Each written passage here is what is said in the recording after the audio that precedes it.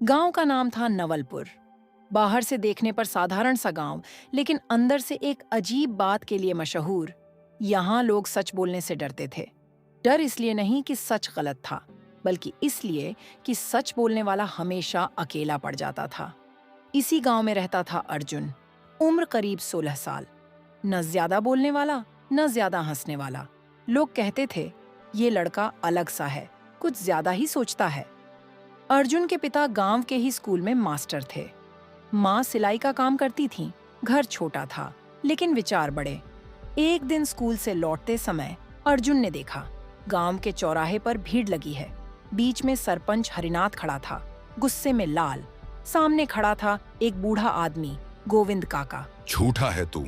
सरपंच चिल्लाया। मेरे ऊपर चोरी का इल्जाम लगाता है। काका कांपते हुए बोले, मैंने अपनी आंखों से देखा है, पंचायत का पैसा। इतना सुनते ही भीड़ ने काका को धक्का दे दिया। चुप रह, सरपंच कभी गलत नहीं हो सकता। अर्जुन सब देख रहा था। उसे पता था काका सच बोल रहे हैं, पर उसने कुछ नहीं कहा। उस रात अर्जुन को नींद नहीं आई। पुराना कमरा और रहस्यमयी शीशा। अर्जुन के घर के पीछे एक पुराना कमरा था। वहां सालों से कोई नहीं जाता था। उस कमरे में एक बड़ा सा शीशा रखा था, जिसे उसके दादाजी लाए थे। दादा कहा करते थे, ये साधारण शीशा नहीं है, ये इंसान को वही दिखाता है जो वो खुद से छुपाता है। अर्जुन को ये बातें बचपन की कहानियां लगती थीं। उस रात बेचैनी में वो कमरे में गया, धूल झाड़ी और शीशे के सामने खड़ा हुआ। अगर सच की कोई कीमत होती है तो लोग उससे डरते क्यों हैं? अचानक शीशे में उसकी परछाई बदली। अब शीशे में अर्जुन नहीं था, वहां गांव का दृश्य था। सरपंच हरिनाथ पंचायत का पैसा गिन रहा था। अर्जुन घबरा गया। ये कैसे? शीशा जैसे बोल पड़ा। जो सच देखना चाहता है, मैं उसे वही दिखाता हूँ। अर्जुन पीछे हट गया। तो क्या मैं सबको ये दिखा सकता हूँ? शीशा शांत रहा। सच जानने की कीमत अगले कई दिनों तक अर्जुन चुप रहा, लेकिन शीशा हर रात उसे सच दिखाता। घूस, झूठे वादे, निर्दोषों पर आरोप। एक दिन उसकी माँ बोली, आज गोविंद काका गांव छोड़ रहे हैं। अर्जुन का दिल बैठ गया। क्यों? लोगों ने बोल दिया, या तो गांव छोड़ो या चुप रहो। उस रात अर्जुन शीशे के सामने फूट पड़ा। सच बोलने की सजा क्यों मिलती है? शीशा बोला, क्योंकि सच आईना होता है और आईने में खुद को देखना सबको अच्छा नहीं लगता। अर्जुन ने फैसला किया, अब चुप नहीं रहेगा। पंचायत का दिन अगले रविवार पंचायत बुलाई गई। सरपंच पूरे आत्मविश्वास में था। अर्जुन आगे बढ़ा। मुझे कुछ दिखाना है। लोग हंस पड़े। बच्चा है, खेलने आया है। अर्जुन ने घर से शीशा लाकर बीच में रख दिया। जो सच है वही इसमें दिखेगा। सरपंच का चेहरा उतर गया। ये बकवास है। अर्जुन ने शीशे को घुमाया। भीड़ ने देखा सरपंच का चेहरा, लेकिन आंखें नीचे झुकी हुई। हाथों में पंचायत का पैसा। एक सन्नाटा छा गया। सरपंच चिल्लाया, ये झूठ है। लेकिन शीशा अब बोल रहा था। झूठ बोलने वाला मेरी आवाज से डरता है। लोगों ने पहली बार सरपंच को कमजोर देखा। सच का असर। पुलिस आई, जांच हुई, सबूत मिले। सरपंच को हटाया गया। गांव में खुशी थी, लेकिन अर्जुन के लिए नहीं। लोग फुसफुसाने लगे, ये लड़का खतरनाक है, इससे दूर रहो। अर्जुन फिर अकेला हो गया। एक दिन उसने शीशे से पूछा, क्या मैंने गलत किया? शीशा बोला, सच सही होता है, लेकिन हमेशा आरामदायक नहीं। अर्जुन ने शीशे को कपड़े से ढक दिया। असली आईना। समय बीता। नया सरपंच आया। गांव थोड़ा बदला। एक दिन गोविंद काका वापस लौटे। उन्होंने अर्जुन का सिर सहलाया। बेटा, तूने मुझे नहीं, मुझे मेरे गांव को वापस दिया। अर्जुन मुस्कुराया। उस रात उसने शीशा उठाया और कमरे से बाहर ले गया। गांव के तालाब में डाल दिया। माँ ने पूछा, क्यों फेंक दिया? अर्जुन बोला, अब जरूरत नहीं। जब इंसान खुद से सच बोलने लगे तो किसी शीशे की जरूरत नहीं रहती। तालाब में शीशा फेंकने के बाद अर्जुन को लगा था कि अब सब सामान्य हो जाएगा। लेकिन सच कभी अचानक खत्म नहीं होता, वो सिर्फ अपना रूप बदल लेता है। गांव नवलपुर में कुछ समय तक शांति रही। लोग हंसने लगे, पंचायत ठीक चलने लगी। पर अर्जुन महसूस कर रहा था, वो सच बोल चुका था। और यही उसकी सबसे बड़ी गलती बन गई थी। नया सरपंच, नई चालें। नया सरपंच था रघुवीर।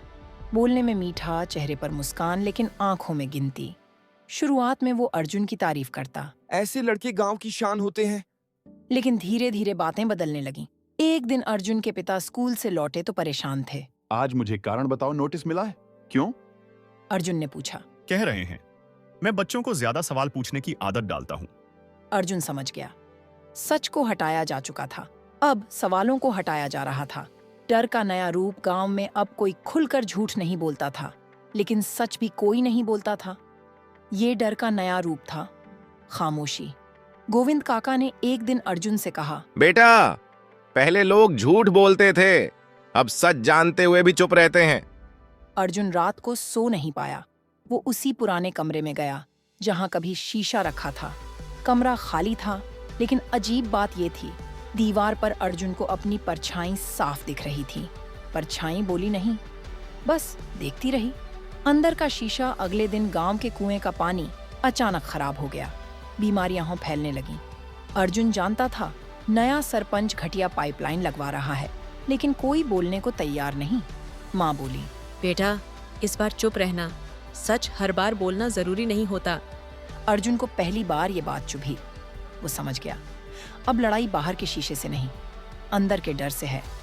अर्जुन की खामोशी। अर्जुन ने फैसला किया, इस बार वो न बोलेगा, न चिल्लाएगा, न सबूत देगा, वो बस देखेगा। जब पंचायत हुई, अर्जुन सबसे पीछे बैठा रहा।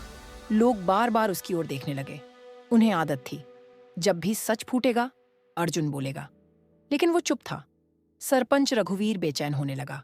सच का बोझ। कुछ ही दिनों में हालात बिगड़ गए। बच्चे बीमार, बूढ़े परेशान।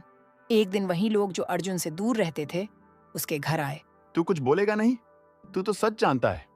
अर्जुन शांत बोला, जब मैं बोलता था तब आपने सुना? सन्नाटा छा गया। उसी सन्नाटे में गांव को पहली बार अपनी गलती सुनाई दी। आवाज का जन्म अगली पंचायत में एक नहीं 10 लोग खड़े हुए, फिर 20, फिर पूरा गांव। हर कोई अपनी अपनी बात बोलने लगा। अर्जुन अब भी चुप था, लेकिन उसकी खामोशी सबसे ऊंची आवाज बन चुकी थी। सरपंच के पास भागने का रास्ता नहीं बचा।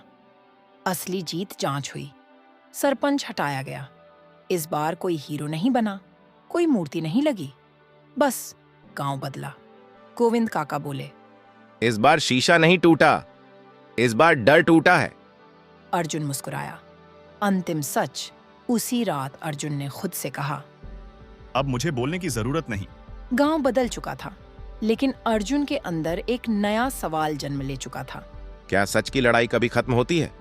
एक शाम स्कूल में अर्जुन के पिता ने बच्चों से पूछा, अगर तुम्हें पता चले कि तुम्हारे सामने गलत हो रहा है तो तुम क्या करोगे? कक्षा में सन्नाटा था। तभी एक छोटा लड़का मनु खड़ा हुआ। सर, पहले डर लगेगा, लेकिन अगर सब साथ हों तो मैं बोलूंगा। अर्जुन पीछे खड़ा सुन रहा था। उसके चेहरे पर हल्की मुस्कान आई। उसे समझ आ गया, अब सच की जिम्मेदारी सिर्फ उसी की नहीं रही। नई परीक्षा। कुछ महीनों बाद गांव में सड़क बनाने का काम शुरू हुआ। ठेकेदार घटिया सामान इस्तेमाल कर रहा था। इस बार अर्जुन कुछ बोलने ही वाला था कि उसने देखा मनु और उसके दोस्त पंचायत के पास खड़े हैं। हमें सही सड़क चाहिए, हमारे पैरों को चोट लगती है। गांव के और बच्चे भी जुड़ गए। अर्जुन ने महसूस किया, ये वही आवाज है जो कभी अकेली थी। अब वो मुस्कुराकर पीछे हट गया। असली जीत उस रात। अर्जुन फिर पुराने कमरे में गया। दीवार पर अपनी परछाई देखी। इस बार परछाई मुस्कुरा रही थी। कोई जादुई शीशा नहीं था, कोई आवाज नहीं थी, बस एक सच्चाई थी। जब एक इंसान हिम्मत करता है तो वो अकेला लगता है, लेकिन वही हिम्मत एक दिन विरासत बन जाती है।